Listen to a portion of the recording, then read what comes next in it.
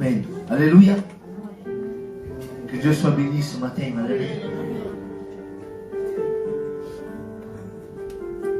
Ce matin, je ne connais pas ta vie. Ce matin, je ne sais pas par où tu passes. Mais ce matin, ce message, si on pourrait mettre un titre à ce message ce matin, ce message, on va l'intituler « Dans la salle d'attente de Dieu ». Et des fois, on se retrouve, on ne sait pas comment, on ne sait pas où. Et je pourrais dire, moi, ce point d'interrogation, je pourrais l'intituler comme ça, être dans la salle d'attente de Dieu. Et le psaume va dire comme ça, dans le psaume 37, 34, il va dire, espère en l'Éternel, garde sa voie, et il t'élèvera pour que tu possèdes le pays. Tu verras les méchants retranchés. La version Martin va dire, attends en l'Éternel. Et prends garde à sa voix.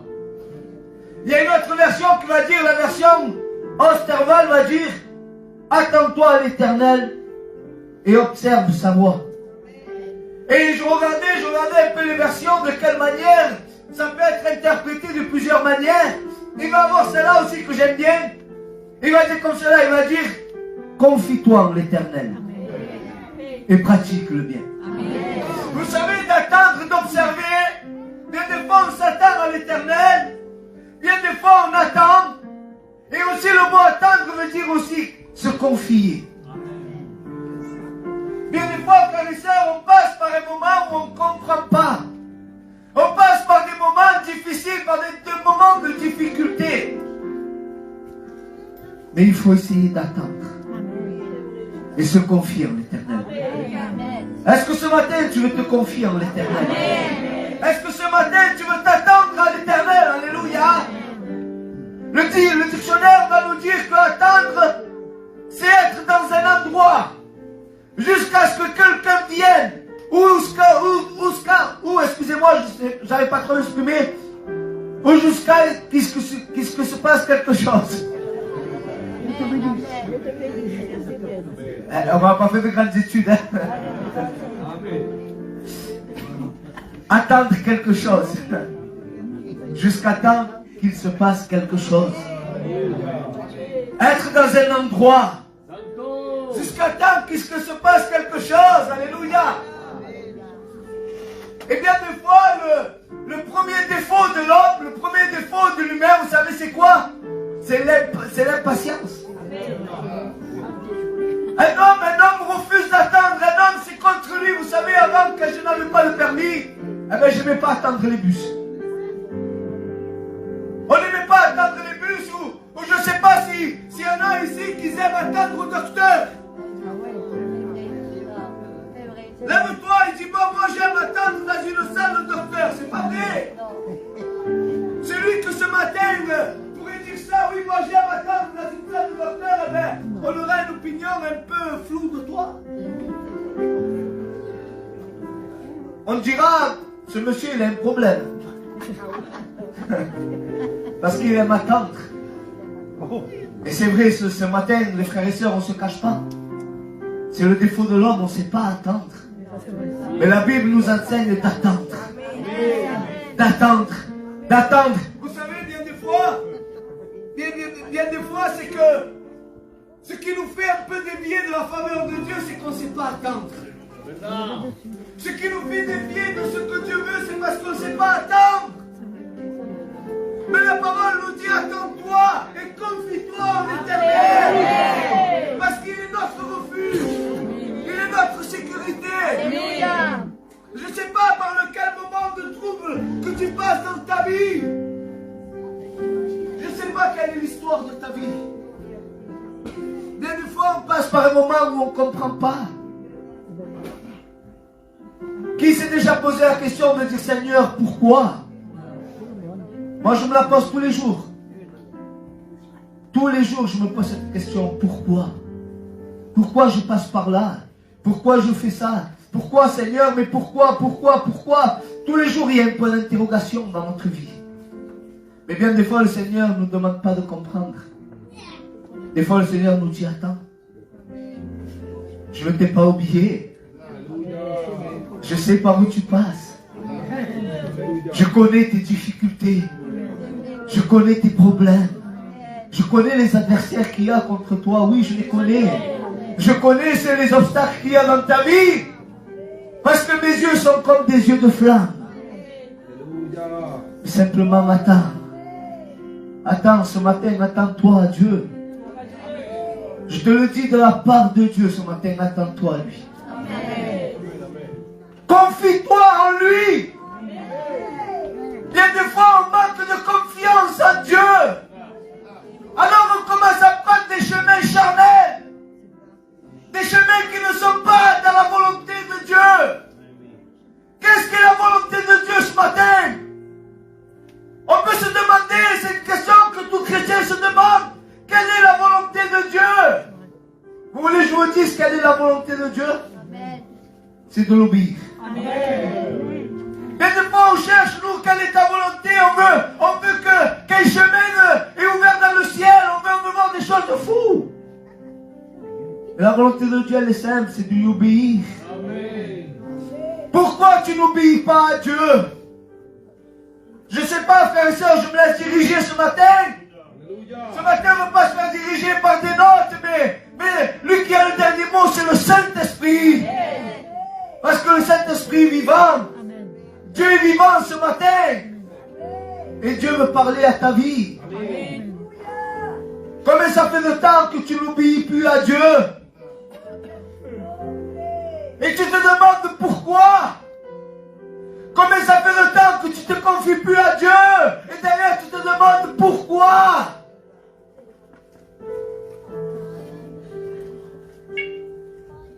Un jour les disciples se trouvaient dans une barque.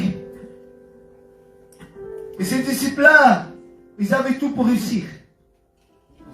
Ils avaient tout pour réussir, pour aller dans l'autre côté. Mais voici qu'à un moment donné, dans le chemin, il va se passer quelque chose, il va se passer une tempête va se lever. Et vous savez, moi, en regardant cette histoire, je voyais dans la barque, ce n'était pas des apprentis qui allaient dedans. C'était des hommes qui avaient l'habitude de pêcher.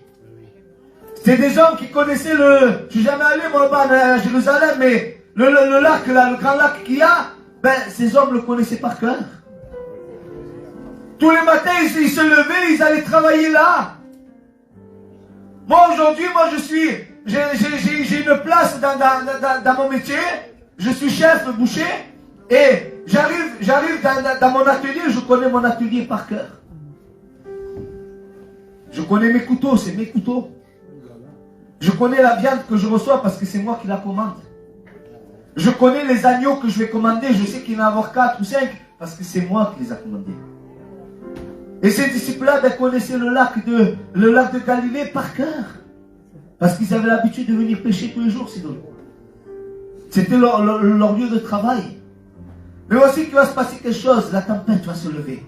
Et moi, il y a une parole qui m'a attiré mon attention, c'est que ils ont eu peur.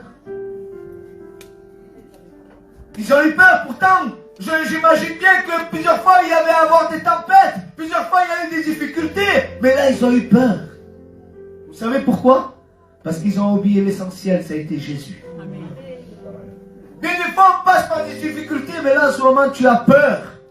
Peur parce que tu as oublié de réveiller le maître qui est en toi. Le maître ne se trouve pas loin, hein? Tu sais où se trouve Jésus? Dans ton cœur. C'est vrai qu'on passe par des difficultés, c'est vrai. Mais sache qu'il y a des promesses écrites dans ta vie. Sache que Dieu t'a promis à toi. Il t'a promis à toi des promesses. Il t'a dit que tu passeras de l'autre côté. Malgré qu'il y a des difficultés, malgré qu'il y a des problèmes, malgré qu'il y a l'adversité. Mais Jésus vit en toi. Christ contre nous, qui pourra contre nous? Christ contre nous, qui pourra contre nous? Christ contre toi, qui pourra contre toi? Si Christ vit en toi.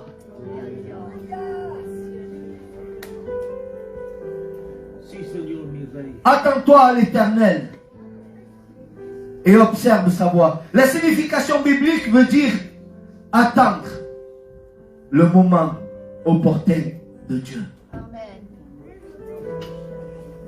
Vous savez pourquoi? Le Seigneur, à chaque fois, il me renvoie dans ce point-là. Je ne comprends pas. C'est parce que je pense qu'il y a des vies comme ça ce matin. Vous savez pourquoi on n'arrive pas à atteindre l'opportunité de Dieu? Parce qu'il y a trop de vent. Tu regardes trop autour. On se met 5 minutes dans la barque. On rentre ensemble dans la barque. Amen. Qui c'est qui veut rentrer dans la barque?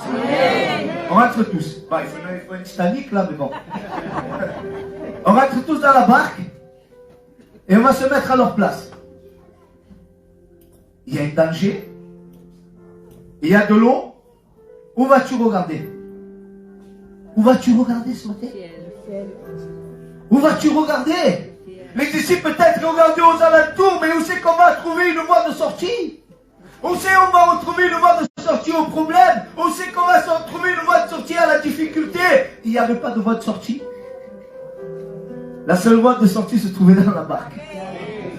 La seule voie de sortie se trouvait dans le problème. La seule voie de sortie se trouvait dans la difficulté. Tu veux voir des miracles dans ta vie? Il n'y a pas beaucoup d'amen, Seigneur. Amen. Tu veux voir des miracles dans ta vie? Amen. Laisse le problème se finir. Amen. Vous savez, bien des fois, ce qu'on a, nous, qui n'est pas beau du tout, c'est que quand il vient le problème, on veut de suite en sortir. On ne laisse pas le problème le temps d'agir dans notre vie. On ne laisse pas le problème le temps de nous former. Mais le problème, ça va être une formation pour ta vie spirituelle. Alors là, vous savez ce qu'il fait? Il veut tout maîtriser. C'est l'homme, c'est comme ça, on veut tout maîtriser, on veut tout avoir en main. Et quand on voit qu'on ne maîtrise plus, alors là on a peur, on veut vite se sortir. Mais laisse Jésus façonner ta vie. Laisse Jésus façonner ta vie. Vous savez, quel a été un ministère puissant dans la Bible? Ça a été l'apôtre Paul. L'apôtre Paul, tous les jours, c'était un jour de miracle. Vous savez pourquoi? Je me posais la question, moi je disais, mais Seigneur, pourquoi Paul il vivait tous les jours une vie de miracle, un ministère de miracle? Vous savez pourquoi? Parce que c'était un ministère de problèmes. Vous savez pourquoi? Parce que c'était un ministère de difficultés. Vous savez pourquoi? Parce que chaque jour que l'apôtre Paul se levait, il savait qu'il allait prêcher, il savait qu'il allait se faire frapper. À chaque fois que Paul allait prêcher, il savait qu'il y avait une difficulté. Alors vous savez ce qu'il faisait? Il trouvait la force de sa difficulté. Alors il affrontait le problème. Et à travers le problème, vous savez c'est quoi un miracle? C'est le résultat d'un problème. Seigneur, on veut voir un miracle, on veut voir qu'un aveugle voit. Mais l'aveugle, il est dans le problème. Et vous savez ce qui va faire le miracle? C'est qu'il n'est plus aveugle. Veux-tu voir des miracles dans ta vie? Amen. Laisse le problème te façonner. Amen. Et Jésus te sortira de ce problème. Amen. Alors chaque jour que Dieu va faire, tu verras un miracle dans ta vie. Amen. Les hommes, les apôtres, tous ces hommes de Dieu, c'était des hommes comme toi et moi. Ils étaient comme toi et moi, ils étaient faits de chair, d'os. Ils avaient besoin de la grâce chaque jour. Et pourtant, ils vivaient la gloire de Dieu. Parce qu'ils avaient compris quelque chose. Ils savaient s'attendre à Dieu. Vous savez, hier je parlais et je disais, moi ce que j'aime, vous savez, on a toujours un chouchou dans la Bible. Et moi, mon chouchou, c'est un peu l'apôtre Pierre. Pourquoi je dis ça? Parce que bien des fois, je me vois un peu à travers lui. C'est pas de la prétention, c'est pas en disant que mon homme guérit des malades. Non, c'est pas vrai. Si tu te mets là, tu vas pas être guéri. Mais je me vois en lui dans cette torpée, ça. Je sais pas comment on dit ça en français. Dans ses maladresses. L'apôtre Pierre, c'était lui, il voulait toujours se mettre devant, mais Zinda, à chaque fois, il se faisait malade. C'est vrai. À chaque fois, il veut faire ça, mais ça lui sortait mal, mais ça sortait d'un bon sentiment. Et vous savez, cet apôtre Pierre, vous savez ce qu'il va faire? Il va faire quelque chose. Un jour, il va être emprisonné. Vous savez, si nous, on se met 5 minutes, si on se fait emprisonner, dans ce temps-là, c'était pas... On nous mettait au geôle pendant 24 heures. Hein. C'était pas ça. Là, tu geôlais, mais après, tu te faisais tuer. Je parle un langage aujourd'hui pour qu'on comprenne. C'était ça. Excusez-moi, mais c'est un peu de langage actuel qu'on parle, pour qu'on puisse bien comprendre. L'apôtre Pierre, il avait geôlé, Et de là, la sortie, c'était pas un tribunal, non, c'était se faire tuer. Et vous savez quelle a été la réaction de Pierre? Vous savez quelle a été la réaction de Pierre? Il a dormi profondément. Regardez que tellement que quand la gloire de Dieu est descendue dans la cellule, il y avait une lumière, ça veut dire que les ténèbres avaient reculé. Eh bien, il était encore en train de dormir. Il avait une tranquillité. Je ne sais pas dans quelle prison tu te trouves ce matin. Mais regardez comment c'est triste, Seigneur Dieu. L'ennemi savait que l'apôtre Pierre était un homme puissant entre les mains de Dieu. Vous savez ce qu'il a fait l'ennemi? Il a mis tout ce qu'il avait à disponibilité pour enfermer l'apôtre Pierre. Et bien des fois, nous chrétiens, quand on se trouve dans une situation, on n'utilise rien pour en sortir nos frères. L'ennemi, il utilise tout loin de nous. Et tu sais combien? Il y avait deux gardes pour l'apôtre Pierre. Tellement que l'apôtre Pierre tellement qu'il était tranquille, l'ange vient, il lui met un coup de pied dans le côté, et il dit allez, lâche-toi. Bien sûr qu'il y a un significatif, on va dire, le côté qui représente à la mort du Christ, quand le Christ s'est fait, quand on l'a cloué, qui est sorti, excusez-moi, de l'eau du sang, qui signifie d'une naissance de l'église, on va dire voilà, l'église intercède pour toi, lève-toi. Mais malgré ça, vous savez ce qu'il a fait l'apôtre Pierre, tellement qu'il était endormi, il croyait qu'il vivait un songe.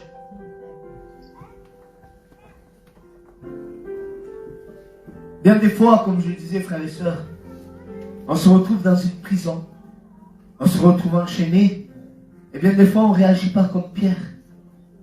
Et on crie, et on crie, et on crie, et on crie. Et on vient aux réunions, et on n'a plus la force de crier devant Dieu. On n'a plus de voix.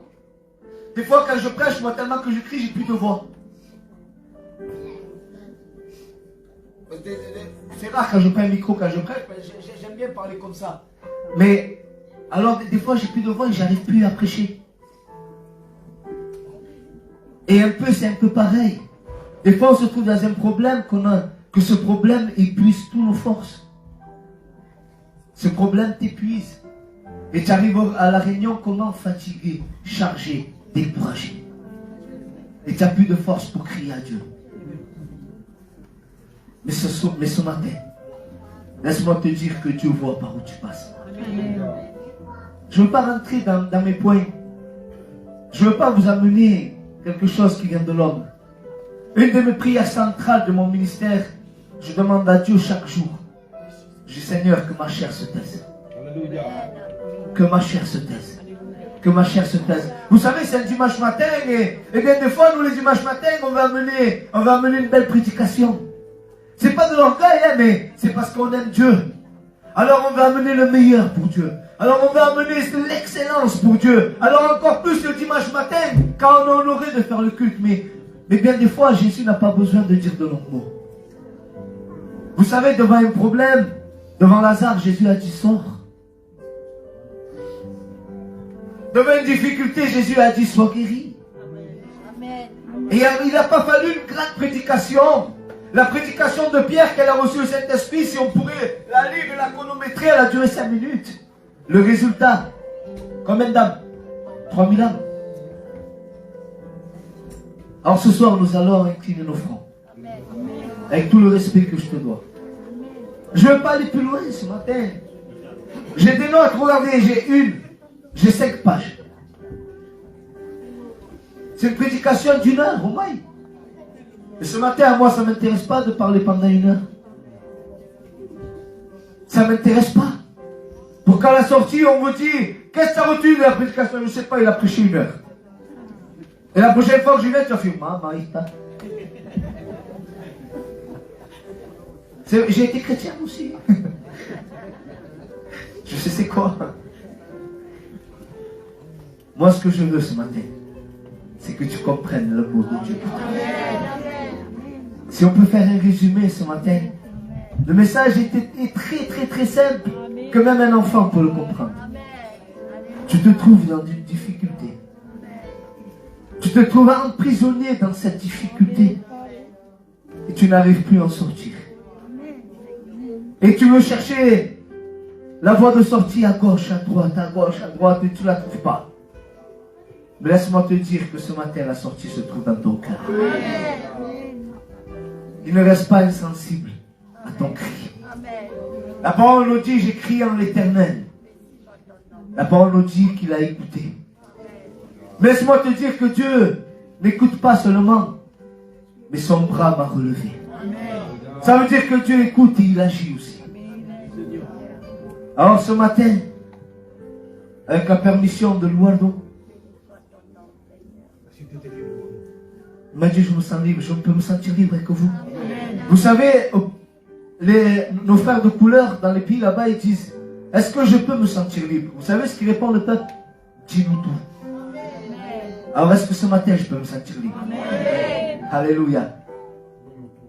Si tu t'es vu ce matin dans ton problème, dans ta difficulté, vous savez, quand on fait des appels, ce n'est pas, excusez-moi, ce n'est pas un théâtre. Ce n'est pas pour dire lève ta main, lève-toi, tourne. Non, c'est pas pour faire ça. Mais quand un serviteur fait un appel, c'est pour activer la foi qui est dans ta vie. Parce qu'on l'appelle le consommateur de foi. Alléluia. Alors si ce matin tu t'es vu dans ce problème et peut-être ce matin il te reste un peu de force, eh bien c'est un peu de force que tu as. Je ne vais pas te dire de prier, je ne vais pas te dire de crier, mais je vais te dire ce matin simplement de lever ta main. Il y a une main, 2, 3, 4, 5, 6, 7, 8, 9, 10, 11, je ne compte plus, 13, 15. Vous savez, même moi je lève ma main. Même moi je lève ma main parce que la parole me parle aussi. Parce que bien des fois quand je suis dans les problèmes, je ne sais plus où me tourner. Parce que bien des fois quand je passe par les difficultés, je ne sais plus à crier. Alors je viens aux réunions, je suis fatigué, je suis chargé. Et je n'arrive plus à entendre la voix de Dieu. Et je n'arrive plus à distinguer la volonté de Dieu pour ma vie. Alors je vais demander à mon frère, à mon ami, à Louis, qu'il puisse venir là. Et puis qu'il puisse prier pour les âmes qui ont levé leurs mains. Et s'il a un mot à dire aussi de la part de Dieu, qu'ils puissent se sentir libres aussi ce matin. Béni soit le nom de Dieu, amen. Vous savez, la parole de Dieu est très simple. C'est l'homme qui la complique. Mais lorsque Dieu veut parler dans une vie, il parle. Le centurion, lorsqu'il s'approche de Jésus, il va lui dire, Seigneur, ne viens même pas chez moi. Viens pas sous mon toit, Seigneur. Dis seulement une parole et je sais que mon serviteur sera guéri. Amen. Donc on va prier le Seigneur, nous présentons ante Dios.